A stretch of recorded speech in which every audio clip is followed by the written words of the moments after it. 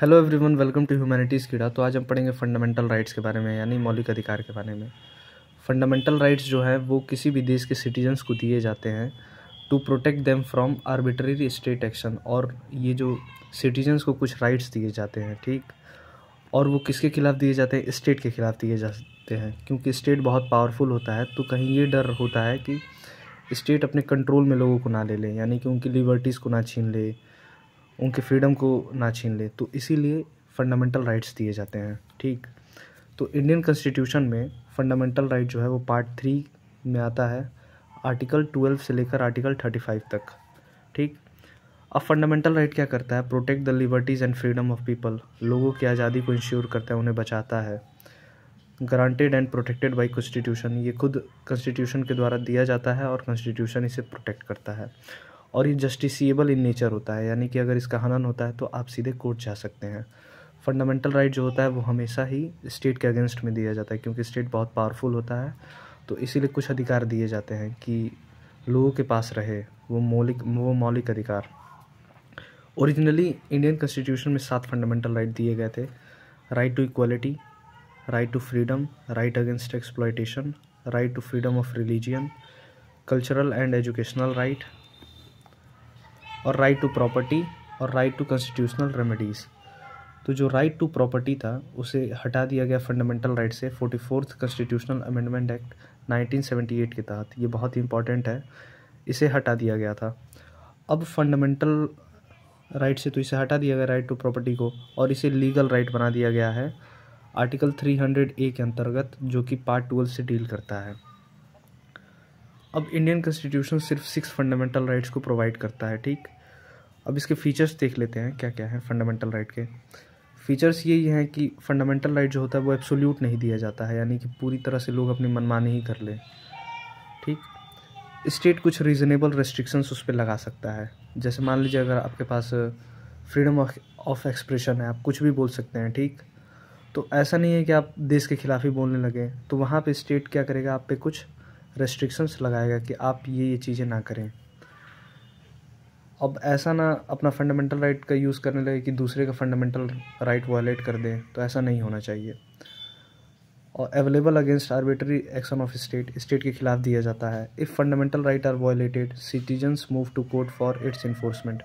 अगर fundamental right violate होता है तो जो नागरिक हैं वो सीधे कोर्ट जा सकते हैं उसके इन्फोर्समेंट के लिए। आर्टिकल 12 में जो डेफिनेशन ऑफ स्टेट है, यानी स्टेट का डेफिनेशन दिया गया है, तो स्टेट किसे रेफ़र करता है?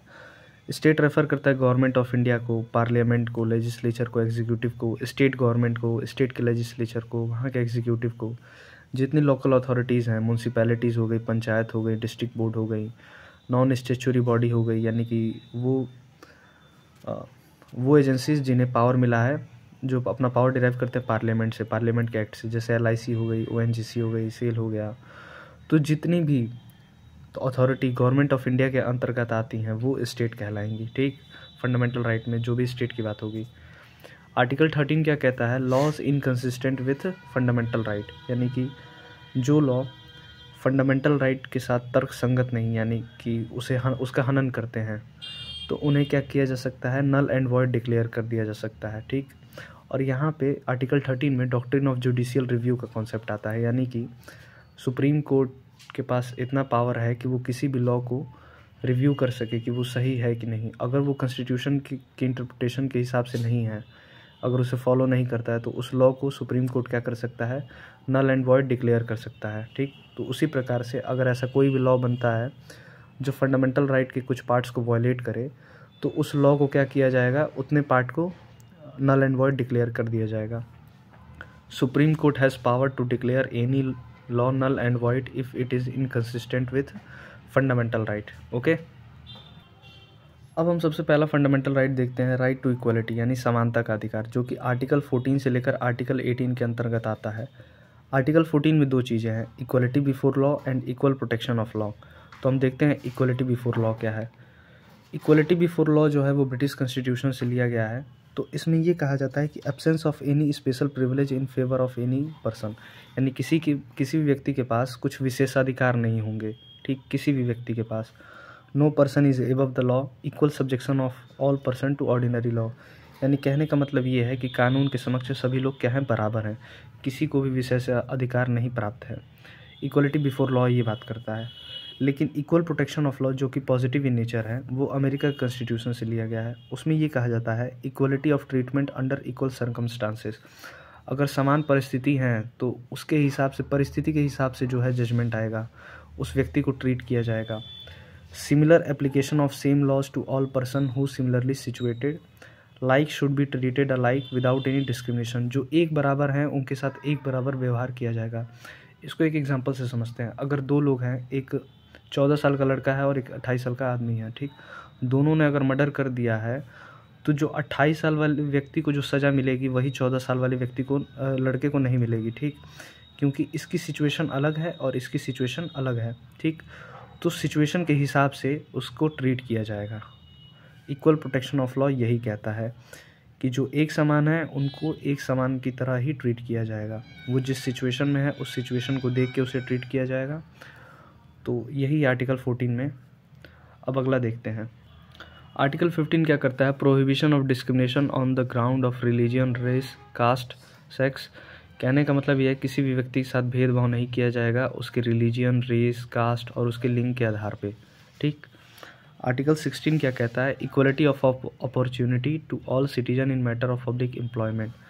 यानी कि रोजगार के मामले में सभी व्यक्ति के पास समान अवसर का अधिकार है। ऐसा नहीं है कि उसको डिस्क्रिमिनेट कर दिया जाएगा उसके ग्राउंड पे कि उसका रिलीजन अलग है तो उसको ये अवसर नहीं प्रदान किया जाएगा, उसका रेस अलग है, उसका सेक्स अलग है। तो आर्टिकल 16 हमें ये पावर देता है कि सभी लोग समान हैं और उनके साथ कोई भी भेदभाव नहीं होगा। किसी भी पब्लिक एम्प्लॉयमेंट यानी रोजगार के मामले में उनको समान अवसर दिए जाएंगे। आर्टिकल 16 एक और बात कहता है कि state should provide reservation of appointment और post in favour of any backward class.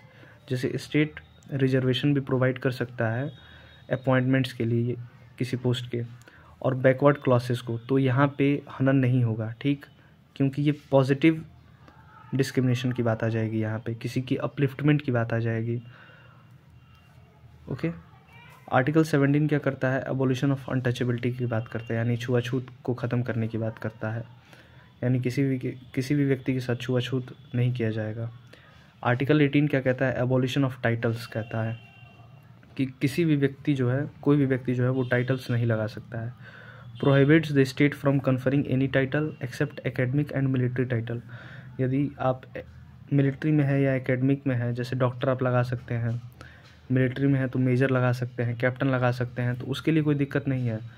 जैसे जो पहले से आ रही हैं, जैसे महाराजा, राज बहादुर, राय बहादुर, ये सब जो टाइटल्स हैं वो स्टेट बैन करता है किसी भी व्यक्ति को यूज़ करने से।